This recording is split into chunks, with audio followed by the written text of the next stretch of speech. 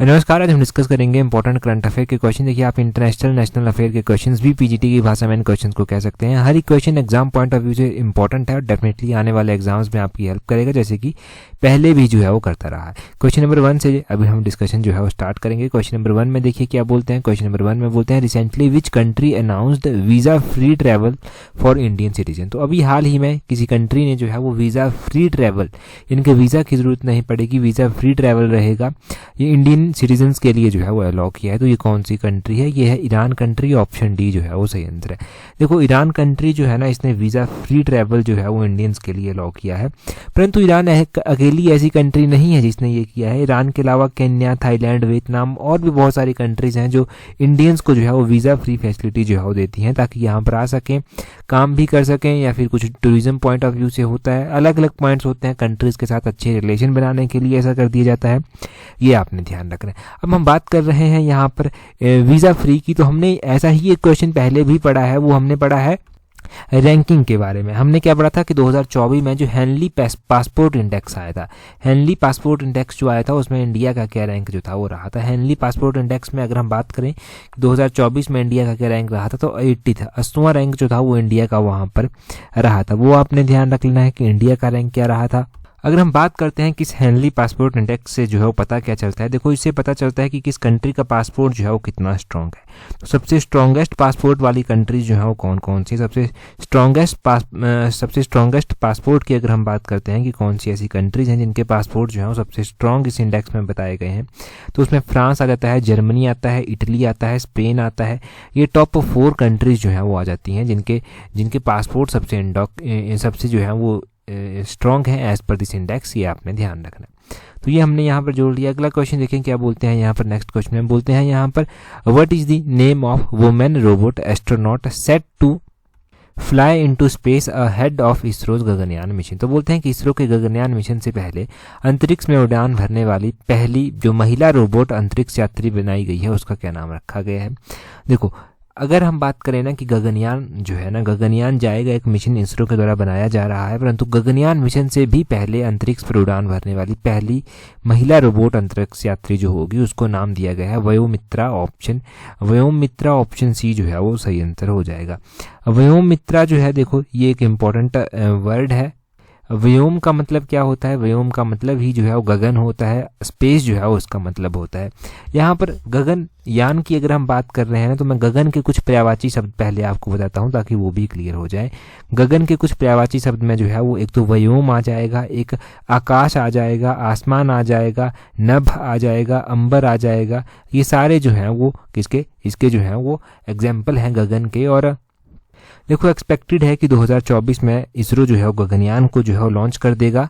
ये जो गगनयान मिशन इसरो के द्वारा चलाया गया है, ये लॉन्च किया जाएगा। इसमें जो है वो क्या टारगेट रखा गया है कि इंडियंस जो होंगे, कोई भी मैन जो होगा ना, उसको स्पेस में भेजा जाएगा। ये टारगेट जो है वो रखा गया है इसका। अब इसका टारगेट हमने जाना कि 2024 तक रखा गया है, परंतु अब इसको 2025 तक कर दिया गया। ये टारगेट चेंज हो रहा है क्योंकि बहुत बड़ा मिशन इंडिया के लिए ये होगा चंद्रयान 3 के बाद और आदित्य L1 के बाद, तो इसलिए जो है वो थोड़ा सा टाइम इसमें लग रहा है। अभी जो एक्सपेक्टेड टाइम बताया गया है वो 2025 जो है वो बताया गया है कि 2025 तक इसको लॉन्च किया जाएगा। अगर हम बात करते हैं यहाँ पर चंद्रयान 3 की, तो चंद्रयान 3 कब लॉन्च किया गया था ये आप कमेंट करके बताएंगे, आपके लिए थोड़ा सा क्वेश्चन यहाँ से बन जाएगा। अगले क्वेश्चन में देखें क्या बोलते हैं। Recently super 30 founder Anand Kumar has been granted golden visa by which of the following country. तो बोलते हैं कि हाल ही में सुपर 30 के जो संस्थापक हैं आनंद कुमार, उनको जो है किस देश ने अपना गोल्डन वीज़ा जो है वो प्रदान किया है। तो गोल्डन वीज़ा दिया गया है सुपर 30 के जो संस्थापक हैं आनंद कुमार, ये UAE के द्वारा जो है वो अनाउंस किया गया है, यूनाइटेड अरब एमिरेट्स के द्वारा जो है वो अनाउंस किया गया है। गोल्डन वीज़ा होता क्या है ये भी हम जानेंगे, परंतु आप जानिए कि ये इकलौती ऐसी पर्सनैलिटी नहीं है जिनको ये अवार्ड मिला है, ये पहली बार किसी को मिला हो। इससे पहले ये अवार्ड बहुत सारी पर्सनैलिटीज़ को जो है वो मिल चुका है, जैसे कि संजय दत्त को मिल चुका है, सोनू सूद को मिल चुका है, शाहरुख खान को मिल चुका है और रणवीर सिंह को जो है ये पहले से ही जो है वो मिल चुका है। अब ये गोल्डन वीज़ा होता क्या है ये गोल्डन वीज़ा जो कि इतना इंपॉर्टेंट है और क्वेश्चन इसके ऊपर बन रहा है। देखो, गोल्डन वीज़ा जो है एक ना इस तरह का प्रोग्राम आप कह लीजिए, इस तरह का प्रोग्राम है जिससे जो अमीर लोग होते हैं ना वो किसी भी देश के नागरिक शीघ्र ही जो है वो बन सकते हैं और लीगल तरीके से जो है वो बन सकते हैं। गोल्डन वीज़ा में जो है वो क्या होता है, ये जो है वो लोगों को किसी भी, यानी कि जैसे यूएई की बात हो रही है तो यूएई में जो है अब जिसको भी गोल्डन वीज़ा मिलेगा वो यहाँ पर निवास कर पाएगा, उसको यहाँ की नागरिकता जो है वो मिल जाएगी। ठीक है जी। इस प्रोग्राम से गोल्डन वीज़ा से होता क्या है, जितने भी लीगल राइट कंट्री के होते हैं, चाहे वो काम करने का हो, रहने का हो, हेल्थ का हो, वो सारे राइट्स जो है उनको फिर मिल भी जाते हैं। देखो ये जो अनंत कुमार है ना, इनको क्यों दिया गया है, ये सुपर 30 है क्या? देखो ये अनंत कुमार ना एक जाने माने मैथमेटिक्स के जो है वो एजुकेटर हैं, तभी इनको ये दिया गया है। तो इन्होंने एजुकेशन की फील्ड में ऑब्वियसली कुछ अच्छा काम किया होगा, तभी इनको जो है ये दिया गया है। यूएई का जो गोल्डन वीज़ा है वो इनको दिया गया है। फिर यूएई की कैपिटल की अगर हम बात कर लेते हैं कि यूएई की कैपिटल जो है वो कहाँ पर स्थित है, तो वो भी आपको पता होना चाहिए कि यूएई कंट्री जो है ना, इसकी कैपिटल जो है वो कहाँ पर है। इसकी कैपिटल अबू धाबी में जो है वो स्थित है। इसकी जो करेंसी है वो दिरहम है। यूएई का जो दिरहम होता है वो इसकी करेंसी है। तो करेंसी कैपिटल दोनों आपके लिए इंपॉर्टेंट हो गया। अगला क्वेश्चन देखते हैं जी हमारे पास क्या पूछा गया है। बोलते हैं who has been appointed as the new director of Asian development bank in India. तो बोलते हैं कि न्यू डायरेक्टर जो बनाए गए हैं एशियन डेवलपमेंट बैंक के इंडिया के लिए, वो कौन से बनाए गए हैं, उनका क्या नाम है। देखो एशियन डेवलपमेंट बैंक के जो न्यू डायरेक्टर बनाए गए हैं मियो ओका जो है वो बनाए गए हैं इंडिया के लिए, ये आपने ध्यान रखना है। एशियन डेवलपमेंट बैंक, कई बार एडीबी की फुल फॉर्म जो है वो पूछ ली जाती है। एडीबी की फुल फॉर्म जो है वो क्या क्या होती है, तो आपने एशियन डेवलपमेंट बैंक जो है वो ध्यान रखना है। और साथ में ये जो मियो ओका है ना, इनको डायरेक्टर जो है, ये इनको जो है वो डायरेक्टर या फिर डायरेक्टर फॉर इंडिया जो है वो एशियन डेवलपमेंट बैंक का बनाया गया है। हम एशियन डेवलपमेंट बैंक की बात यहाँ पर करेंगे कि एशियन डेवलपमेंट बैंक क्या चीज़ है और क्या क्वेश्चन यहाँ से बन सकते हैं। देखो एशियन डेवलपमेंट बैंक की स्थापना 1966 में जो था वो हुई थी और डेवलपमेंट के क्षेत्र में ये अलग अलग कंट्रीज़ को जो है वो असिस्टेंस देता है। जैसे कि हमारे यहाँ पर अगर हम बात करें तो बहुत सारे प्रोजेक्ट यहाँ पर चल रहे हैं जिनमें एशियन डेवलपमेंट बैंक जो है वो हेल्प करता है। एशियन डेवलपमेंट बैंक के हेडक्वार्टर की बात करें तो मनीला जो है वो उसका हेडक्वार्टर जो है वो स्थित है। मनीला जो है फिलीपींस कंट्री में जो है पड़ता है। एशियन डेवलपमेंट बैंक में जो लार्जेस्ट 5 इन्वेस्टर आते हैं या फिर लार्जेस्ट 5 शेयर होल्डर आते हैं, उनमें से जो है वो इंडिया भी एक है। 2019 के डाटा के अनुसार इंडिया के अलावा जापान, यूएसए हो गया और चाइना हो गया, ऑस्ट्रेलिया हो गया, ये सारे जो है वो है। अगर आपसे पूछा जाए कि एशियन डेवलपमेंट बैंक का क्या इंडिया मेंबर है या नहीं है, तो देखो एशियन डेवलपमेंट बैंक का इंडिया मेंबर है, आपने ये ध्यान रखना है। इंडिया जो है फाउंडिंग मेंबर है एशियन डेवलपमेंट बैंक का और 1966 में जो था वो इसकी स्थापना की थी। फाउंडिंग मेंबर से मुझे एक क्वेश्चन याद आ रहा है, हमने नाम की बात की थी एक दिन, नॉन अलाइनमेंट मूवमेंट की। नॉन अलाइनमेंट मूवमेंट भी जो है वो इम्पोर्टेंट है क्योंकि इंडिया उसका भी फाउंडिंग मेंबर था। तो नॉन अलाइन मूवमेंट ये जो है ये कब जो था वो पहली इसकी बैठक हुई थी, कब इसको स्थापित किया गया था, ये आपको पता होना चाहिए। जो क्वेश्चन यहाँ से बनते हैं, देखो 1961 में इसको जो था वो एस्टेबलाइज किया गया था, ये आपने ध्यान रखना है। इसकी जो फर्स्ट समिट हुई थी वो बेलग्रेड यूगोस्लाविया कंट्री में जो था वो हुई थी 1961 में, वो भी आपने ध्यान रखना है। अभी नॉन अलाइनमेंट मूवमेंट क्यों चर्चा में आया था, क्योंकि अभी जो था वो क्या हुआ था, नॉन अलाइनमेंट मूवमेंट की जो था वो बैठक हुई थी, तभी जो था वो चर्चा में ये आया था। हमने जाना था कि इसकी जो समिट हुई है इस बार कहाँ पर हुई है, तो 2024 में जो इसकी समिट हुई है वो 15 से 20 जनवरी के बीच में हुई थी। कंपाला युगांडा में जो था वो हुई थी, युगांडा कंपाला में इसकी हुई थी, ये आपने ध्यान रखना है। अगला क्वेश्चन देखते हैं हमारे पास क्या पूछा गया है नेक्स्ट क्वेश्चन में पूछा गया है मेरा गांव मेरी धरोहर program is initiated by which ministry. तो बोलते हैं कि मेरा गांव मेरी धरोहर प्रोग्राम जो है वो लॉन्च किया गया है, तो ये कौन सी मिनिस्ट्री के द्वारा जो है वो किया गया है। देखो मेरा गांव मेरी धरोहर की अगर हम बात करते हैं तो ये जो है वो मिनिस्ट्री ऑफ कल्चर के द्वारा जो है वो लॉन्च किया गया है, ये आपने ध्यान रखना है। Ministry of culture option D जो है वो सही आंसर है। अब ये है क्या, मेरा गांव मेरी धरोहर। देखो मिनिस्ट्री ऑफ कल्चर यानी कि संस्कृति मंत्रालय द्वारा जो है ये पहल की गई है। ये क्या है, इसमें जो है जो ये राष्ट्रीय सांस्कृतिक मानचित्र मिशन का एक अहम हिस्सा है और इस कार्यक्रम का मकसद ये है कि ग्रामीण भारत की जो संस्कृति है ना उसको मानचित्र पर जो है वो दर्शाया जाए। और इस कार्यक्रम के तहत गाँव का मानचित्र होगा, दस्तावेजीकरण किया जाएगा, नागरिकों को शामिल किया जाएगा, उनसे पूछा जाएगा कि उनके गांव, ब्लॉक, जिले की खासियत क्या है। एक मैप पर लाने की कोशिश जो है वो की जा रही है। गांव स्तर पर एक सांस्कृतिक प्रोग्राम जो है एक तरह से चलाया जा रहा है। अगर हम बात करते हैं मिनिस्ट्री ऑफ कल्चर की बात हो रही है, तो मिनिस्टर ऑफ कल्चर भी तो कोई होंगे, वो कौन है आपने ध्यान रखना है कि अगर हम बात करते हैं कि मिनिस्टर ऑफ कल्चर जो है वो कौन है, तो मिनिस्टर ऑफ कल्चर जो इंडिया के हैं वो है जी किशन रेड्डी। जी किशन रेड्डी जो है वो मिनिस्टर ऑफ कल्चर है इंडिया के, इनका नाम भी आपको पता होना चाहिए। अगर आप लास्ट वीडियो के साथ इसको जोड़ेंगे तो बजट की वीडियो में हमने क्या पढ़ा था कि इंटरिम बजट जो 2024 का आया है उसमें कौन सी मिनिस्ट्री को सबसे ज़्यादा धन जो प्राप्त हुआ, टॉप रेसिपिएंट कंट्री कौन सी है बजट में, तो मिनिस्ट्री ऑफ डिफेंस जो है वो टॉप रेसिपिएंट है, ये आपने ध्यान रखना है। इसको हाईएस्ट एलोकेशन की गई है 6.1 लाख करोड़ की, वो भी आपने ध्यान रखना है। और हमने मिनिस्ट्री ऑफ कल्चर के बारे में जाना था कि मिनिस्ट्री ऑफ कल्चर ने जो है जो मराठा मिलिट्री लैंडस्केप है ना उसको यूनेस्को की वर्ल्ड हेरिटेज लिस्ट 2024-25 की जो लिस्ट है ना उसी के लिए नॉमिनेट जो है वो किया है। मिनिस्ट्री ऑफ कल्चर का ही वो काम था। मिनिस्ट्री ऑफ कल्चर ने जो है वो मराठा मिलिट्री लैंडस्केप, ये आपने ध्यान रखना है, यूनेस्को की वर्ल्ड हेरिटेज लिस्ट 2024-25 के लिए इसको अनाउंस किया है। ठीक है, तो ये सारे क्वेश्चंस हो गए, होपफुली आपको समझ आए होंगे। अगला क्वेश्चन देखें क्या बोलते हैं in which state India's largest energy expo India energy week 2024 will be take place. तो बोलते हैं कि भारत के किस राज्य में जो सबसे बड़ा ऊर्जा एक्सपो इंडिया है एनर्जी वीक होगा 2024 में, किस राज्य में जो है वो होगा। अब हम बात करते हैं कि यहाँ पर हम बात कर रहे हैं कि लार्जेस्ट जो एनर्जी एक्सपो होगा इंडिया एनर्जी वीक का वो कौन से स्टेट में होगा। तो देखो ये होगा गोवा स्टेट में, ये आपने ध्यान रखना है, गोवा स्टेट में जो है वो होगा। ऑप्शन बी जो है वो सही आंसर है। पहले तो हमने एक क्वेश्चन जाना था कि गोवा के काजू को जो है वो जीआई टैग दिया गया है, एक क्वेश्चन आपने गोवा का वो ध्यान रख लेना है। अब हम बात करते हैं इंडिया एनर्जी वीक 2024 की।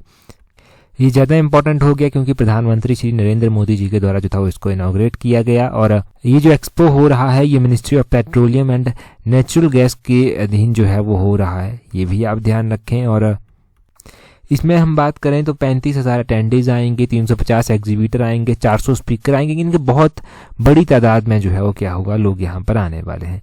और एग्जैक्टली ये गोवा में कहाँ पर किया जा रहा है, गोवा के साउथ गोवा के क्विटल में जो है वो इसको किया जाएगा।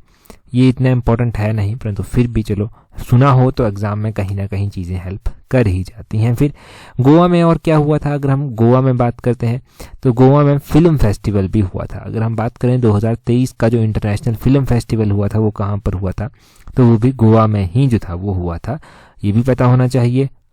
कौन से नंबर का वो इंटरनेशनल फिल्म फेस्टिवल था, 54th नंबर का वो इंटरनेशनल फिल्म फेस्टिवल था जो गोवा में जो था वो हुआ था। फिर चलिए जी ये भी क्लियर हो गया। अगला क्वेश्चन देखें हमारे पास क्या पूछा गया है नेक्स्ट क्वेश्चन में पूछा गया है, बोलते हैं यहाँ पर recently India's first digital national museum of epigraphy inaugurated इन। तो बोलते हैं कि हाल ही में इंडिया का जो पहला डिजिटल राष्ट्रीय पुरालेख संग्रहालय का उद्घाटन किया गया है वो कहाँ पर जो है वो किया गया है। अगर हम बात करते हैं कि ये लार्जेस्ट एपिग्राफी म्यूजियम जो है वो कहाँ पर इनॉग्रेट किया गया है, तो ये हैदराबाद में जो है वो किया गया है। ऑप्शन डी जो है वो सही आंसर है। अब ये पूरी बात क्या है इसको भी हम समझेंगे यहाँ से कि हैदराबाद में किया गया है, कहाँ पर कैसे क्या बात है।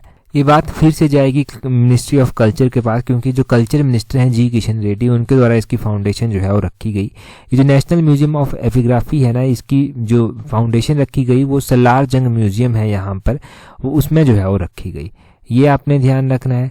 और यहाँ पर अप्रॉक्सीमेटली 1 लाख एंशिएंट राइटिंग जो है ना वो डिफरेंट वेरियस टाइम्स की जो है वो अलग अलग लैंग्वेजेस में जो है वो यहाँ पर रखी जाएंगी या फिर रखी गई हैं।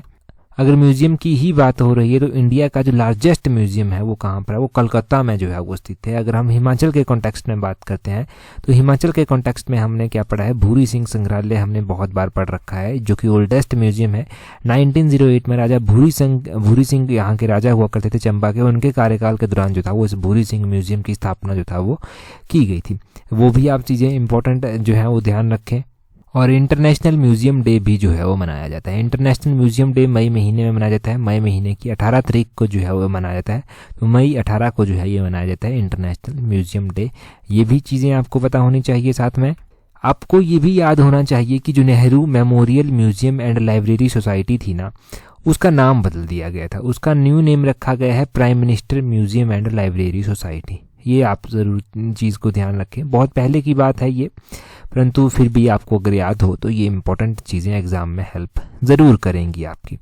अगला क्वेश्चन देखें, बोलते हैं यहाँ पर वर्ल्ड गवर्नमेंट समिट, जिसको WGS कहा गया, world government summit will be organized in which of the following city. तो वर्ल्ड गवर्नमेंट समिट की बात की जा रही है कि ये जो है वो कौन सी सिटी में जो है वो होगी। 2024 की बात की जा रही है साथ में, तो 2024 में ये वर्ल्ड गवर्नमेंट समिट जो है वो होगी दुबई में। ऑप्शन सी जो है वो सही आंसर है। अगर हम बात करते हैं कि दुबई में होगी, क्यों इतनी इंपॉर्टेंट है, वर्ल्ड गवर्नमेंट समिट जो होगी ना, उसमें इंडिया के प्राइम मिनिस्टर नरेंद्र मोदी खुद जाएंगे, इसलिए जो है ये इम्पॉर्टेंट है। और दूसरा अगर हम बात करते हैं कि कब होगी, तो अभी फरवरी में हो जाएगी, ये फरवरी 14 तक जो है ये हो जाएगी। देखो, जब वाइब्रेंट गुजरात ग्लोबल समिट हुई थी ना, तो उस टाइम UAE के प्रेसिडेंट मोहम्मद बिन सैयद जो है ना, वो भी यहाँ पर आए थे गुजरात की वाइब्रेंट गुजरात ग्लोबल समिट में। अब प्रधानमंत्री नरेंद्र मोदी जा रहे हैं वहाँ पर, जो समिट होने जा रही है वर्ल्ड गवर्नमेंट समिट, इसकी थीम भी रखी गई है, जो 2024 में ये समिट होगी, इसकी थीम भी रखी गई है। इसकी थीम रखी गई है शेपिंग फ्यूचर गवर्नमेंट, ये आपने ध्यान रखना है, शेपिंग फ्यूचर गवर्नमेंट जो है वो इसकी थीम रखी गई है। थीम भी पूछी जा सकती है एग्जामिनर के द्वारा, तो शेपिंग फ्यूचर गवर्नमेंट आपने थीम इसकी नोट करनी है। और ये कौन से नंबर की जो है वो समिट होगी, तो ये 11वें नंबर की समिट जो है वो होगी, वर्ल्ड गवर्नमेंट समिट, जो कि दुबई में जो है वो होगी। तो ये चीज़ें आपको यहाँ से नोट कर लेनी थी। अगला क्वेश्चन देखें क्या बोलते हैं यहाँ पर। अगले क्वेश्चन में बोलते हैं 7th Indian ocean conference will be held in, तो बोलते हैं 7वें नंबर की जो हिंद महासागर सम्मेलन होगा ना, वो कहाँ पर आयोजित किया जाएगा। अगर हम बात करते हैं ना यहाँ पर 7th नंबर का जो इंडियन ओशन समिट है, वो जो है वो कौन सी कंट्री उसको होस्ट करेगी या फिर कौन सी सिटी में ये होगी, तो ये पर्थ में होगी। पर्थ ऑप्शन बी जो है वो सही आंसर है। ये ऑस्ट्रेलिया में पड़ता है, पर्थ ऑस्ट्रेलिया में पड़ता है, ये आपने ध्यान रखना है।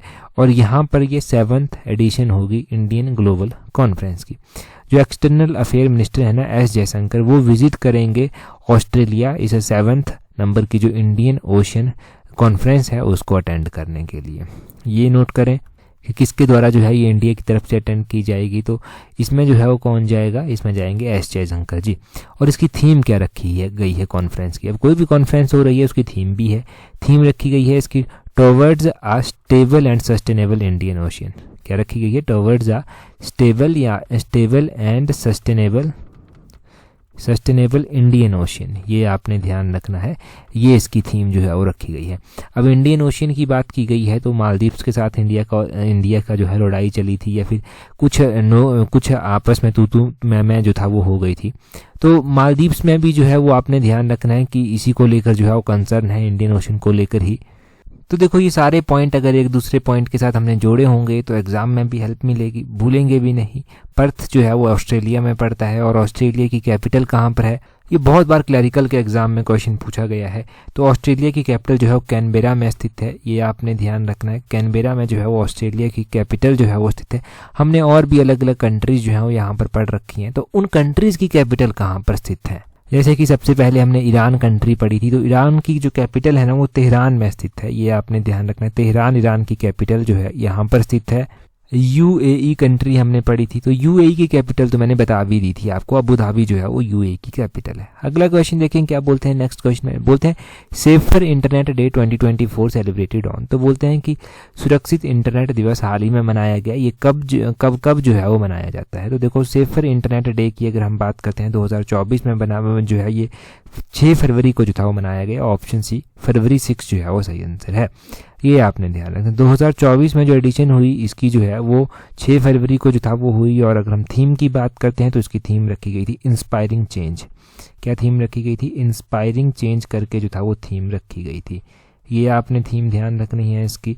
और पूरी थीम की अगर हम बात करते हैं तो inspiring change, making a difference, managing influence and navigating change online, तो ये जो था वो पूरी थीम इसकी रखी गई थी। Inspiring change, making a difference, managing influence and navigating change online जो था, ये सारी की सारी कंप्लीट थीम आपने ध्यान रखनी है इसकी कि पूरी लंबी चौड़ी जो थीम है वो क्या रखी गई थी। इससे पहले हम वर्ल्ड वेटलैंड डे बहुत बार पढ़ चुके हैं, ये जो उत्तीर्ण सीरीज है इसमें पढ़ चुके हैं। गिरिराज पत्रिका में आए थे, तो कल हमने गिरिराज पत्रिका में भी ये पढ़ा था। इसकी भी थीम हम जान लेते हैं। इसकी थीम रखी गई थी वेटलैंड्स एंड ह्यूमन वेलबींग्स, तो ये आपने ध्यान रखना है।